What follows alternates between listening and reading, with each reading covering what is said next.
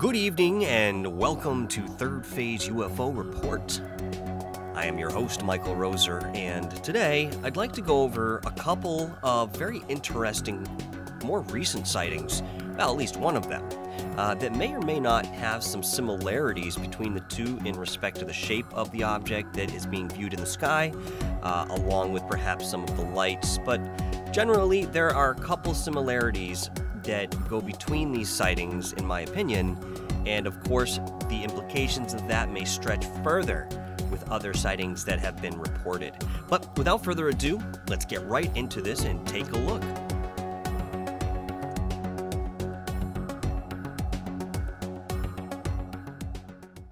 Now we're watching this from Mexico. Check it out. Bueno, como que está bajando, pero se está... Ay, ya sé. No, qué miedo.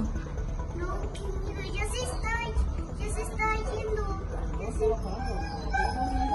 Sí, porque...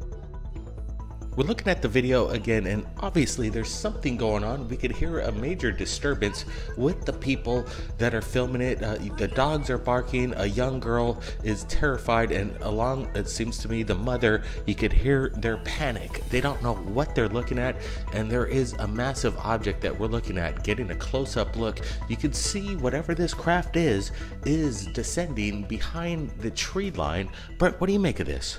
Yeah, it's crazy. This came in from UFO Alien Santana. Thanks for the heads up and the link to this. We haven't confirmed who the actual person that filmed this, but man, what they're seeing is incredible. What is it? Is it some sort of helium balloon prop? But looking at this thing, it's quite massive. And look at that. It goes behind the trees.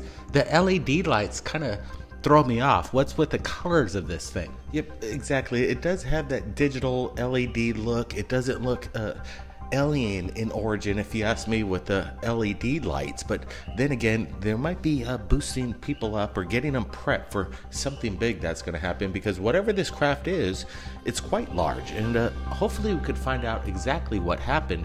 We're sharing this right now. If anybody in Mexico City witnessed this, send it to us right here at Third Phase of Moon, because there's some pretty incredible stuff going on over there, and this is breaking. It just happened within 24 hours. Alright, so to say that this sighting is interesting is certainly an understatement, again in my opinion. And yet I can't shake the feeling that I've seen something like this before.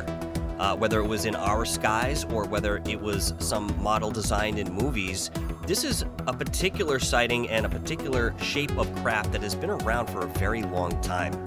Now, one of the interesting things about this video in particular is that we are seeing it descend onto the ground behind the trees, and it does seem like it's landing somewhere. Could these sightings possibly be small-scale or little signs of the false flag invasion?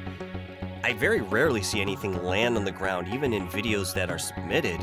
So, in my opinion, again, this is very unique. And let's keep in mind, too, that a lot of times, although the reaction seems incredibly genuine watching this sighting here, there are a lot of cultures that accept extraterrestrial presence a little bit more readily, perhaps because of their history. Now, just to make a quick remark on the reaction and some of the fear and uncertainty you hear in people's voices, which I do believe is very warranted, especially in many of these circumstances, could this be something primordial? Some sort of fear that we remember seeing things come from the sky, and all of a sudden we have this fear arise in us in an innate fashion, wherein we just don't know what we're looking at, but we're recalling that traumatic experience of some sort of engagement in the past. Hey, it's possible that that's part of it, but either way, you know, I don't blame anyone for having a very surprised reaction when seeing something like this that they can't explain. Now, I'd like to talk a little bit, very briefly, about the shape of this object. It reminds me of Kecksburg. It's an acorn shape as far as I can tell, especially looking at the placement of the lights. Now, Blake and Brent mentioned the string of what appear to be LED lights on the bottom, but there's also that light on the top, again, sort of illuminating a little bit more of the outline of this particular object.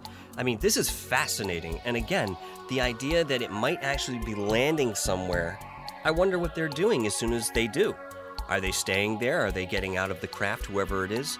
Now, this object makes no sound, at least from what we can tell in the video, and, you know, it's obviously not propelled by any sort of Newtonian physics that we're familiar with. So, is it ours, or is it extraterrestrial?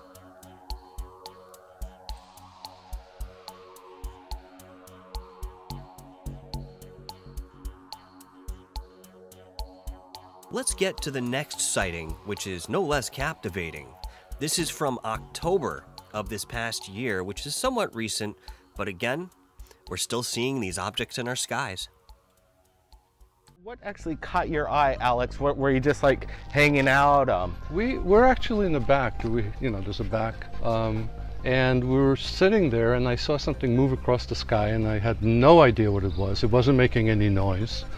And it just sort of continued eastward, spun around once, and I thought it was a balloon, but then it didn't look like a balloon. So basically I lost it in that direction somewhere. We're looking at the video right now. Everybody's taking a look at it. We're going to do some enhancements as well, but apparently you have a friend in the industry that did their own enhancements? Yeah, I have a friend who's a film editor, and I sent him the raw video, and I think one of the things that you had was that enhanced video. And I have a still that I grabbed out of the video, and that just looks very strange. The underside of that thing looks very strange.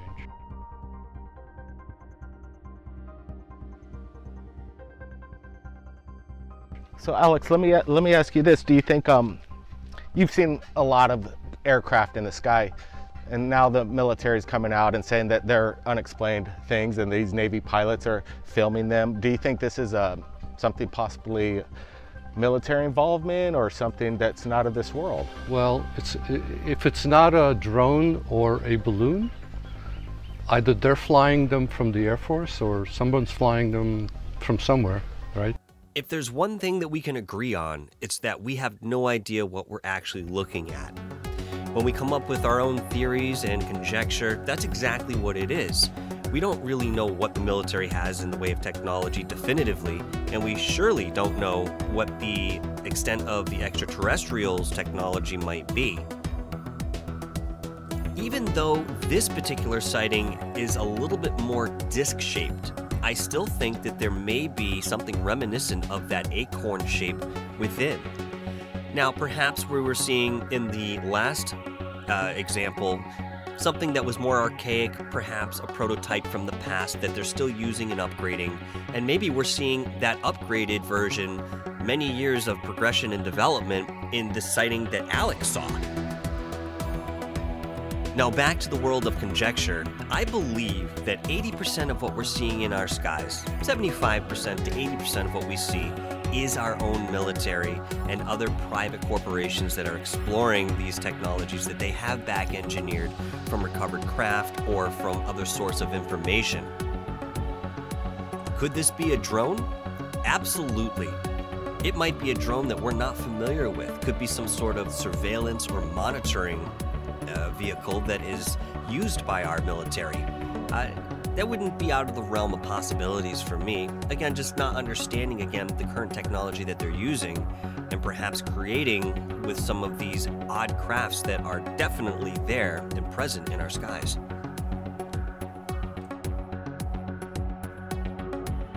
Before we go, I want to bring back an interview that Third Phase of Moon did with John Desouza last night. And the reason I'd like to do this is because I believe this interview highlights a majority of the topics that we've been discussing recently in the way of technology, who has it, what's going to happen moving forward, the false narrative, and so forth. So I want to play a little bit of this so that you guys are refamiliarized, and I encourage anyone who hasn't seen the entire interview to go and check this out. It is absolutely fascinating, and the interview in its entirety is beyond mind-blowing.